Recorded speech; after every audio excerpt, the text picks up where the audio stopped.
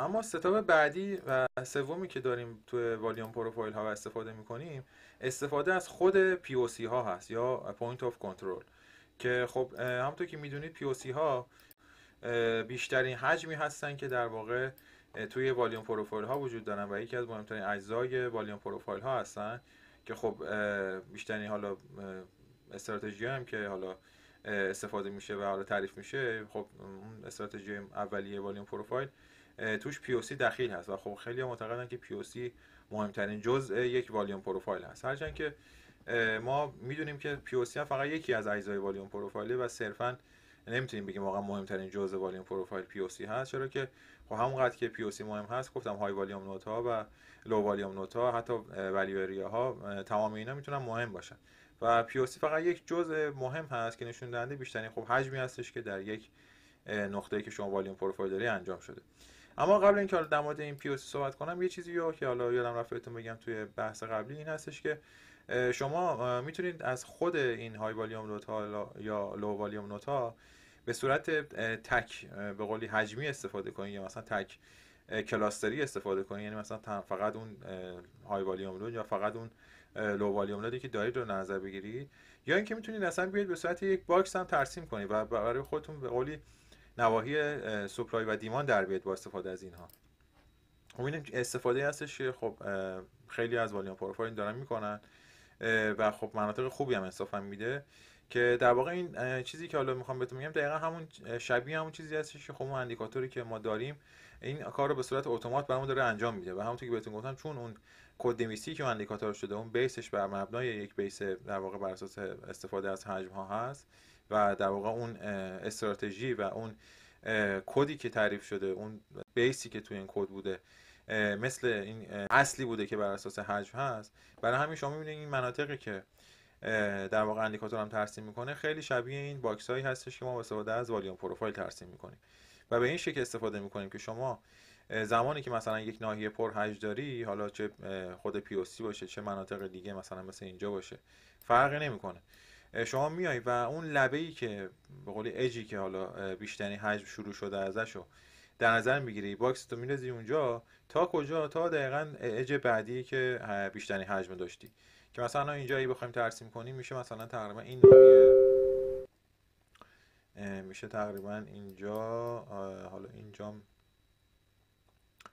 یه خورده حالا بخوایم سختگیران هم بگیریم که دقیقاً بیفته دقیقاً روی حالا اون اج معروفی که حالا میگم بهتون، دقیقاً مثلا میفته اینجا. خب مثلا این یک ناحیه مثلا میتونه مهم باشه که حالا به صورت مثلا ما باکس کشیدیمش، فقط صرفا رو های والیوم رو نکشیدیم، که خب میبینید دیگه زمانی که حالا قیمت مثلا بهش رسیده یه واکنشایی اینجا داشته. اما خب مهمترین باکسی که با استفاده از والیوم پروفایل میشه کشید خود باکس مربوط به پی او سی هست، یعنی اون کلاسترهای خود پی او سی و که حالا شامل خود پی او سی هم میشه، که معمولا اون کلاسترها خب از همه قوی تر هستن و حالا اگه بخوایم اینجا ترسیم کنیم همونجوری که کشیده بودم قبلا، میبینید دقیقا میشه این باکسی که اینجا کشیدیم خب قیمت بهش رسیده، دقیقا متوقف شده، برگشته، بار حتی بهش یه بارم پول بک زده که همون در واقع همون فکر کنم لو والیوم نودمون نه تا اینجا بودش.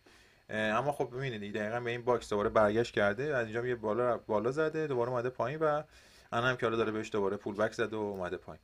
پس میتونید به صورت باکس هم از این در واقع کلاسترهای های والیوم لود استفاده بکنید. اما خب بریم دوباره روی ستاپ بعدیمون بیشتر صحبت کنم، همون پی او سی. ببینید خب پی او سی به قولی حالا میشه گفت بهش میگم منصفانه ترین قیمت بازار و خب میگم پی او سی ببینید مثل یه حالتی میمونه که خود پی او سی واقعا صرفا نمیتونیم بگیم که مثلا حجم های خرید و فروش کدومش تو پی او سی بیشتره، چون واقعا پی او سی یک نقطه‌ایه که هم خریدارها و هم فروشنده ها در واقع مثل یک اتاق، مثلا شما در نظر بگید مثل یک اتاق مشورت میمونه، مثل یک اتاق شور میمونه که زمانی که مثلا قیمت نمیتونه تصمیم بگیره چیکار کنه برمیگرده رو پی او سی و تو پی او سی دقیقاً جاییه که مثلا دقیقاً مثل یک میدون مبارزه میمونه، مثلا یک رینگ بوکس میمونه که تو این میدون مبارزه سلرها و بایرها میافتن به جون همدیگه و خب مثلا با همدیگه یک حالت جنگی میکنن، دعوایی میکنن، رقابتی میکنن، بحث میکنن و میخوام ببینن که آقا بالاخره ما زورمون کدوممون بیشتر میچربه که بخوایم در جهت حالا با یا سل حرکت بکنیم. برای همین در واقع میشه یک نقطه‌ای که به تعادل میرسن اون خریدارها و فروشنده ها و پی او سی در واقع نقطه‌ای رو داره نشون میده، این نقطه پرهنج برای این پرهنج ترین بخش این والیوم پروفایل هست، برای اینکه هر زمان که قیمت خواسته مثلا یک تصمیم مهمی بگیره برگشته به اومده و به پی او سی رسیده. یعنی پی او سی بوده که تصمیم مثلا این نقطه بوده و این ناحیه پوینت آف کنترل بوده که بایرها و سلرها هر زمان که نمیتونستم تصمیم بگیرن که آقا کدوممون قوی تریم میان برمیگردن رو پی او سی، میگه آقا منظورم از تو بیشتره، اون میگه نه منظورم از تو بیشتره، اون میگه من میخوام برم پایین، اون میگه من میخوام برم بالا و در نهایت یکیشون برنده میشه، دوباره میاد قیمت حالا در جهتی که میخواد حرکت کنه به سمت بالا یا پایین. اما این ممکنه موقتی باشه و دوباره مثلا اینجا میبینید قیمت ریخته، دوباره بایرها گفتن آقا نه ما زورمون بیشتره، بذار ما زورمون رو بزنیم ببریم قیمت رو بالا، برگشتن رو پی او سی، دوباره سله گفته آقا نه منظورم بیشتره و این رفت و برگشت ها برای انقدر به وجود میاد تا در نهایت یکشون بالاخره اون یکی رو ناکوت کنه و خب این برای همین این باعث میشه که پی او سی شکل بگیره، چون انقدر این دوتا با هم دیگه اینجا هی برمیگردن با هم دیگه دعوا میکنن که این پی او سی در واقع نشون دهنده این دعوای زیادی هستش که بین خریدار و فروشنده های انجام شده تا آخر سر یکیشون ببره و والیوم پروفایل در جهت اون برنده شکل بگیره. اما ستاپ پی او سی اصلا به چه شکل هست؟ حالا همینا رو گفتیم. ببینید اولا اینکه حالا معامله روی پی او سی این ستاپی که داریم میگیم یک معامله خب معمولا با احتمال موفقیت بالاست، هرچند که ریسک به ریوارد و حالا اون درصد گینی که ما میده بسیار متفاوت است. ممکنه خیلی باشه، ممکنه هم از خیلی نباشه. یعنی منظورم این هستش که اون ریسک به ریواردی که معمولا رو پی او سی ما میخوایم تعریف کنیم این ستاپو گاهی وقتا واقعا در حد 1:1، گاهی وقتا مثلا در حد 1:2، 1:3، 1:4 هم میتونه برسه. اما در نهایت کلا این ستاپی که با توجه حالا به چیزی که من تجربه‌ام هست خیلی اون چنان موقعیت‌های چیزی نمیده، بیشتر به عنوان تیپی میتونیم در نظر بگیریم این ستاپو. یعنی مثلا به عنوان یک نقطه‌ای که حالا مثلا قیمت بهش برسه، مثلا ممکنه که حالا یعنی بهش میرسه حتما تاچش میکنه، یا اینکه مثلا بهش برسه یه ریورس خیلی ریزی انجام میده. برای اسکرپ شاید خوب باشه اما همیشه میگم اینجوری نیست. حالا میگم چرا فرق میکنه، چرا انقدر متفاوته، دلیلش رو بهتون میگم. حالا به چه شکلی استفاده میشه؟ ما میایم برای پی او سی های تست نشده که اصطلاحاً بهش میگن نکت پی او سی ها رو شناسایی میکنیم که میگم میتونه مال روز قبل باشه، هفته قبل باشه، ماه قبل باشه، که به ترتیب خب هر چقدر شما روزانه بپری رو هفتگی بپری رو ماهانه، پی او سی های تست نشده قوی تر میشه. یعنی پی او سی تست نشده هفتگی قطعا قوی تر از روزانه است، پی او سی تست نشده ماهانه قطعا قوی تر از هفتگی و هر چقدر هم این پی او سی قیمت ازش فاصله بیشتری گرفته باشه، یعنی قیمت پرقدرت اونو به سمت حالا مخالفش حرکت کرده باشه، ارزشش بیشتر میشه. و مرحله دوم که خب صبر میکنیم اجازه میدیم قیمت برای اولین بار، فقط ما یه بار استفاده میکنیم، جزو چیزایی که فقط یه بار استفاده میشه. دقیقاً کلا همه چیز والیوم پروفایل کلا برای یه باره و حتی اگه 10 بار دیگه قیمت بهش برسه، حالا بالا پایینش بازی پایین بالا پایین کنه، کلا بدونید توی حجم ما از هر چیزی برای بار اول استفاده میکنیم. معمولا یه بار دوم سوم برای ما ارزشی نداره و اون اولین باره کلا تو حجم برای ما مهم هست و خب صبر میکنیم قیمت بهش برسه و حالا اون برگشتی که میخوایم ازش بگیریم. اما حالا به علت اینکه گفتم بهتون این قضیه متفاوت هست، چرا انقدر متفاوته که مثلا بعضی وقتا قیمت به پی او سی میرسه مثلا خیلی خوب حرکت میکنه، خیلی وقتا خوب حرکت نمیکنه. مشکلی که هستش اینه که پی او سی ها متفاوته بچه‌ها. پی او سی های بروکرها و پی او سی های پلتفرم مختلف متفاوته و این برمیگرده به اون حرف من که وقتی بهتون میگفتم که هر ابزاری و هر چیزی رو باید جای خودش استفاده کنین. برای همینه شما وقتی میارید مثلا متاترید گن فن رسم می‌کنی، خب معلومه اون گن فنی که خودت دستی رو متاترید رسم کنی مفت نمیارزه. چرا؟ چون مثل اینه که مثلا شما یه چشم بسته به یه خط بندازی اینجا، توقع داشته باشه قیمت هم مثلا خب بهش واکنش بده که واکنش هم میده اتفاقا، اما آیا واقعا واکنشی که داده بر اساس یه منطقی بوده یا بر اساس شانس بوده؟ دقیقاً مثل همون قضیه سکه انداختن بالا پایینه. حالا اینم همینه دیگه، شما وقتی میای یه ابزاری رو جای خودش استفاده نمی‌کنی به اشتباه میندازتت. خب شاید حتی به این پی او سی هم برسه مثلا قیمتی واکنش بده، اما پی او سی هستی اینه، یعنی چارت طلای دیگه میبینید 30 دقیقه همون چارت همون چیزه، همون والیوم پروفایل های روزانه است. شما نها کن پی او سی روز دوم کجاست که به عنوان پی او سی تست نشده است. شما مثلا میخوای روش ستاپ بگیری، این پی او سی کجاست؟ زد رفت، تموم شد رفت، کارشو کرد. میبینی این پی او سی اصلی این بود که قیمت همینجوری بهش واکنش داد و خداحافظ. حالا شما 2 ساعت منتظری که مثلا چند روز معلومه، مثلا خدا میدونه کی برسه به این پی او سی، برسه نرسه خدا داند. پس این دلیلی که خیلی وقتا میبینیم پی او سی ها واکنششون اونچنان خوبی نمیده قیمت بهشون، یا یه ذره مونده بهش برسه مثلا قیمت برمیگرده، به خاطر دیتای ناقصیه که ما داریم. و اگر دیتای درست و پروفایل درست رو ما داشته باشیم استفاده کنیم، دقیقا میشه مثل همچین چیزی که اینجا میبینی. دقیقا این ستاپ همینو به عینه داره بهت نشون میده. همینه، ببین اومده قشنگ بهش چه قشنگ واکنش داره رفته بالا. حالا برای روز حالا اینجا نیافتاده، برای روز قبلترش هم اینجا پی او سی تست نشده بوده که می‌بینی یه واکنش خیلی ضعیفی بهش داده و دیگه ریخته اومده پایین، ولی بازم بهش واکنش داده. اما خب میگم باز در نهایت گفتم دیگه این ستاپیه که قرار نیست همیشه به شما جواب بده. بعضی وقتا خوب جواب میده، بعضی وقتا بد جواب میده. بعضی وقتا پی او سی خب ماهانه بهتره مثلا تو رصدش کنی پیدا کنی اگه شانس بیاری. بعضی وقتا مثلا هفتگی به تورت میخوره. چون میگم پی او سی روزانه در واقع حالا اینجا به دلیل دیگه قیمت اینجوری رفته، این بهانه بوده. اما کلا همینن، قرار نیست که هر پی او سی مثلا به تو جواب خیلی خوبی بده، قیمت ازش منفجر شه بره بالا. چون پی او سی کمترین سفارشات جامونده رو داره نسبت به بقیه اجزای والیوم پروفایل، و خب بیشترین سفارش جامونده جای دیگه والیوم پروفایل. هیچ وقت توی پی او سی ما سفارش جامونده اونچنان نمیبینی که بخواد قیمت اینجوری بهش برگرده بیاد بالا. ولی خب در نهایت این ستاپ یه وقتایی هم مثل اینجا، شما وقتی بدونی اینجا پی او سی تست نشده داری، در جهت موارد دیگه میتونه بهت چیکار کنه، کمکت کنه. و خب این هم شد پس استراتژی سوم ما. اما استراتژی چهارم و پنجم ما که حالا من کلا به صورت 5 نوشتمش، بحث همون ولیو اریا هاست، یا همون 70%، قانون 70%. خب میدونید دیگه ما توی والیوم پروفایل ولیو اریا یا ناحیه ارزش داریم که معتقد هستیم 70% قسمتی که والیوم پروفایل کیرم دهنه که معتقد هستیم 70% اون بذار من اینو چنجش کنم به اون تنظیمات. خب ببینید این ناحیه‌ای که 70% والیوم پروفایل بهش میگیم ولیو اریا یا ناحیه ارزش، که معتقدیم غیر از پی او سی که بیشترین حجم معامله شده است، بیشترین حجمی که قیمت توی این والیوم پروفایل طی کرده و حرکت کرده توی 70%شه. این که حالا چرا 70% هم هست، به خاطر همون قضیه اون نمودار معروف زنگوله شکلی که حالا یه بارم تو گروه فرستادم، که معتقد کل مثلا اجزای دنیا مثلا طبق این نمودار حرکت، هم نمودار سینوسی معروف، که خب این نمودار زنگوله شکل همه جا میگن صادقه و خب اینجا طبق این نمودار معروف خب ما از 70% استفاده می‌کنیم. اما خب بعضی والیوم پروفایل مثلا پلتفرم‌ها 68% هم، بعضی مثلا 60 و حتی مثلا من 60% هم دیدم. اون بستگی به خودته.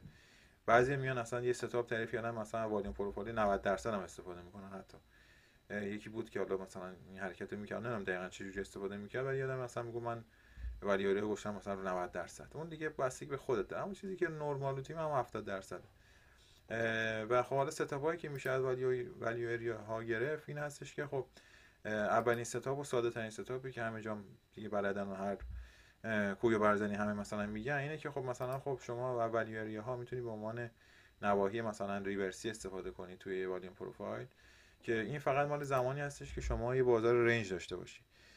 که مثلا اگه مثلا یه بازار رنج داشته باشی، مثلا خب اون جایی که مثلا ولیو اریا های باشه قیمت بهش برسه، قیمت برمیگرده. جایی هم که ولیو اریا لو باشه قیمت ازش میاد بالا. اما تو بازار روندار اصلا چیزی ما اونچنان نمیبینیم. اما این چیزی که میخوام بگم بیشتر حالت تحلیل داره و برای تحلیل ما ازش استفاده میکنیم به این شکلی که اگر ناحیه ولیو اریا امروز بالاتر از روز باشه، نشون دهنده مومنتوم مثبت، باعث یعنی جهتگیری ما به سمت خریده، و اگر پایینتر از روز باشه به سمت مومنتوم منفیه و بیشتر دنبال موقعیت‌های فروشیم. که البته این قضیه رو من توی ناحیه بازگشایی گفتم که به این شکل عمل کنید که خب ناحیه بازگشایی خیلی از ولیو اریا به نظرم قوی تره. ولی خب در نهایت یه چیزیه که خب استفاده میشه دیگه. یعنی مثلا شما وقتی می‌بینی چند روز متوالی مثلا روند صعودی بوده، بعد مثلا یهو می‌بینی ولیو اریا های روزای بعد داره پایینتر از ولیو اریا روز قبل تشکیل میشه، این نشون دهنده که مثلا اون ارزش گذاری داره میاد پایین و بازار احتمالاً دچار یک به قولی برگشت یا ریورسی خواهد شد. و خب حالا به این شکل هم از ولی ایریا ها ما استفاده میکنیم. خب این حالا یه اشاراتی بود کلا به والیوم پروفایل، اجزاش، استفاده هایی که ازش میکنیم، ستاپاش. و خب فقط در همین حد کافیه بدونید، اگر حالا میدونستیم که یه حالا مروری کردید. حالا یه سری والیوم پروفایل هم در بعد میخوایم نشونتون بدم که اصلا متفاوت هستن با والیوم پروفایل عادی. و این والیوم پروفایل ها میان و یک سری در واقع نقاط خاص رو نشون میدن که در واقع اون سفارشات پنهان انجام شده و اون سفارشاتی که حالا به صورت خیلی ناگهانی وارد مارکت شده و اصلا حجم خاصی هم اتفاقا شما میدونید که اون سفارشات پنهان که ما حالا به صورت اون مؤسسات به صورت سفارشات پنهان، خودشون مؤسسات نمیان سفارششون رو جلو شما بزنن که شما بگید به به اینم چه سفارشی گذاشته و بیان وارد معاملهش هم در جهت اون قضیه که اون سفارشی که اون گذاشته و یه سود توپل بگیرن. مؤسسات اصلا تمام سفارشاتشون پنهانه. اصلا اگه قرار بود چی میگن نمایان باشه که خب همه میلیاردر میشدن. مؤسسات و بانک ها تمام سفارشاتشون به صورت سفارشات پنهان انجام میدن و به صورت یک سری سفارشات حالا خاصی انجام میدن در مارکت که ما ولی خب حالا با یک سری شرایط و امکاناتی شاید بتونیم که حالا یک مقداریشو شناسایی بکنیم. اما در صورت یک والیوم پروفایل خاص رو با هم بررسی میکنیم که دقیقاً میگم مثل همین والیوم پروفایل عادیه، اما خب میگم یک سری نقاط خاص رو نشون میده که یک طرف حالا اون خریدار و فروشنده ها خیلی خیلی قوی تر بوده. چون که شما همین والیوم پروفایل عادی رو هم میتونی بیای به صورت اصطلاحاً حالا دلتا درش بیاری. تنظیمات رو حالا تنظیم کردم. این هم حالا یه والیوم پروفایله که حالا مثلا میاد به صورت توتال نشون نمیده حجم رو، میاد به صورت مثلا دلتا نشون میده، یعنی اختلاف بین خریدار و فروشنده. و خب خیلی جاها مثلا اینو میگن که خب این دیگه مثلا گوی جهان بینه. این مثلا چون اینجا مثلا ما دلتای منفی بیشتر داشتیم، پس اینجا حجم منفی بوده، خرید چی حجم سل بیشتر بوده، پس اگه قیمت به اینجا برسه حتما قیمت میریزه.